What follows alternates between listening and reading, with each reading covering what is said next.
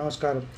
ఈ వీడియోలో మనము దశమ కుజుడి గురించి తెలుసుకునే ప్రయత్నం చేద్దాం. దశమంలో కుజుడు ఉన్నట్టయితే అప్పుడు కలిగే ఇబ్బందులకి మనము పరిహారం తెలుసుకునే విషయాన్ని ఈ వీడియోలో తెలుసుకునే ప్రయత్నం చేద్దాం. ముఖ్యంగా దశమంలో కుజుడు దిగ్బలం చెందుతాడు. ఎవరికైనా లగ్నంలో ఇది మంచిదే కాబట్టి ఉన్న స్థానం అయితే ఇబ్బంది లేదు.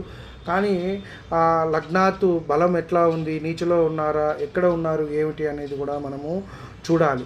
అలాగే గోచారంలో వచ్చినప్పుడు కూడా వాటికి కూడా మనం పరిహారం చేసుకున్నట్టయితే ఇక్కడ కూడా ఆంజనేయ స్వామి వారిని ఆరాధించడము, ఎక్కువగా మంగళవారం పూట దర్శించడము, సింధూరాన్ని ధరించడము, ఆడపిల్లలకు చిన్నపిల్లలకు స్వీట్లు అనేవి పంచడం, మన ఇంటి ఆడపిల్లలకు ముఖ్యంగా చెల్లి అక్క వీరికి, అలాగే ఎవరికైనా ఆడ సంతానం అమ్మాయిలు ఉన్నట్టయితే వారికి అప్పుడప్పుడు స్వీట్లు అవేవి ఇవ్వటము, బయట వారికి కూడా ఇవ్వటము అనేది మంచిది.